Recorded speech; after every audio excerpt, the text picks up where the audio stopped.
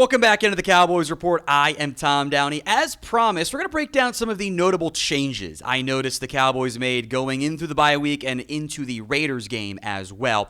Pretty much all of these are defensive changes, which makes sense because that was the biggest area of concern for the Cowboys. They had to make some adjustments there. Not all of them are adjustments I think you guys are going to like. That's your one little tease on that front. Before we dive into it, do you want the Cowboys to beat the Eagles? If so, type in me. It should be every single person watching. We should have like 2,000 me's at minimum on today's show, unless you're one of the Eagles hate watchers who do indeed watch the show.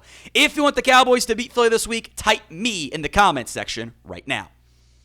Let's go to the five-man front stuff that the Cowboys did indeed deploy. They did run some of these five-man fronts against the Raiders. It was less than they ran it against the Arizona Cardinals. Relative to the rest of the NFL, still a pretty high clip. They ran it 8 times in total with 5 different variations. That doesn't include like the edges flip side, just like the pure personnel that were out there. At least one different player was rotated out of all those different variations. As expected, this was your top five-man front for the Cowboys. Jadeveon Clowney and Ezra were out there at the edge rusher spot. Those two were deployed.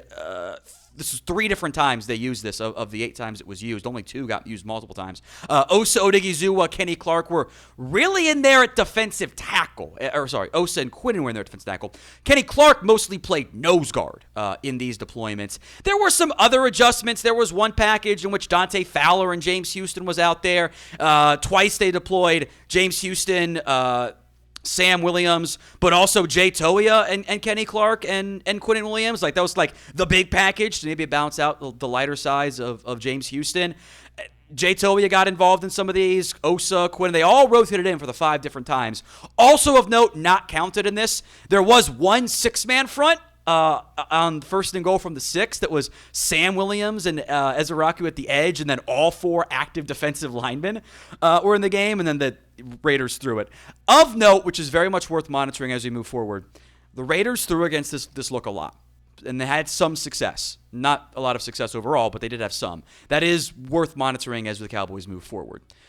So do you want the Cowboys to run more 5-man fronts? Y for yes, N for no. Let me know in the comments section of today's show. We've spent a lot of time in the past discussing man coverage and zone coverage. So, again, there's some rounding here with the zone. It was like 89.51, and that was like, but the math does still work out. It's just the rounding difference there. Zone coverage is 89. Let's call it 0.8 for ease there, rate. Man coverage was 10.2%. So heavy zone looks. It did work for the Cowboys. I think this is the first time all year their zone coverage has actually been negative EPA per play. That's expected points added, just like how good is the opposing offense against you. Man coverage was still better, minus 0.39, even though the touchdowns did come in a man coverage look because they had a sack and there were only a handful of plays they even ran it there.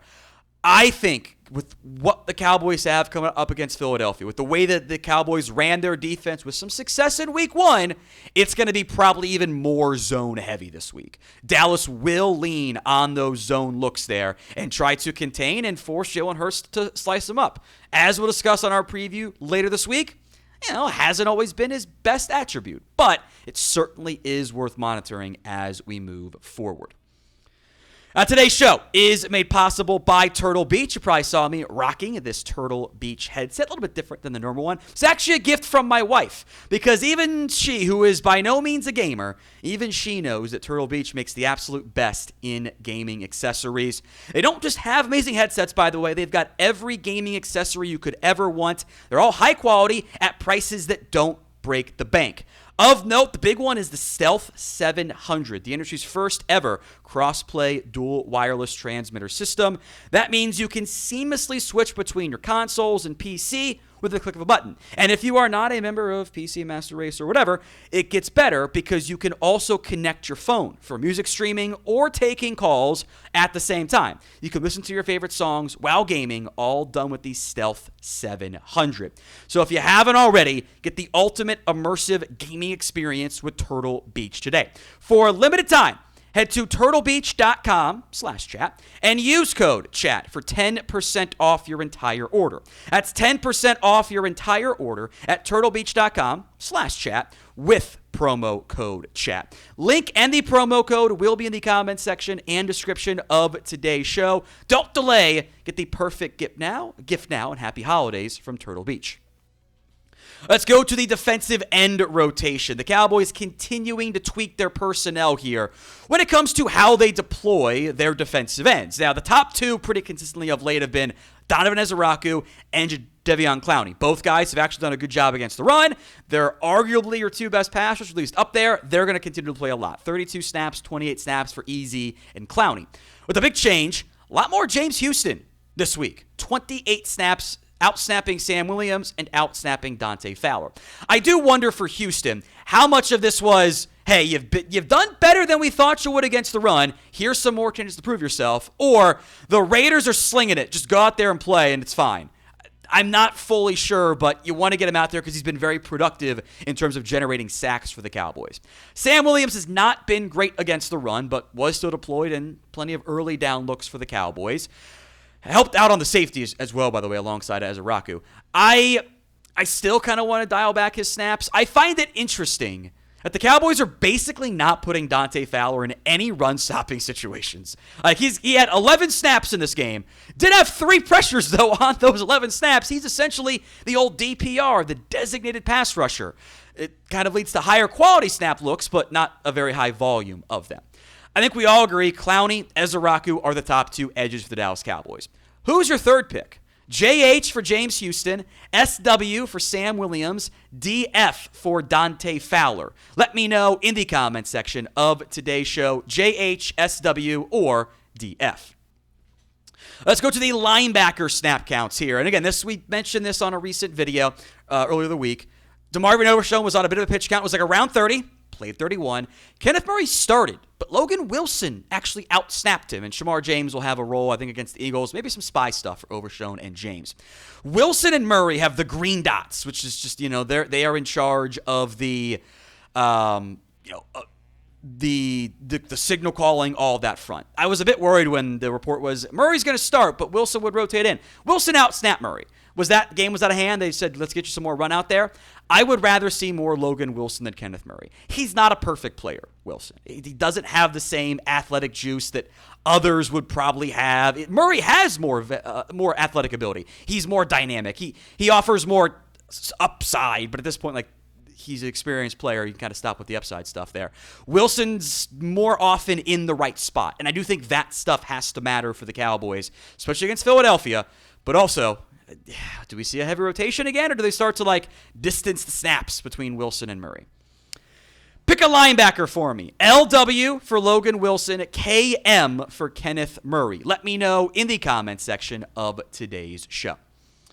One of the things that kind of surprised me the most, given that the report was Malik Hooker did not have any type of pitch count or limit, was how much Markquese Bell played against the Raiders. It was kind of rounding the math here. 2/3 for Wilson and Hooker and 1/3 for Markquese Bell. It's not really how the math works out, but close enough to it. I am curious if that continues. Maybe it's closer to, a quarter for Markquese Bell, but whatever. Does that continue? Do the Cowboys continue to give Markquese Bell reps? Or are they more inclined to continue to feed more Malik Hooker and more Donovan Wilson?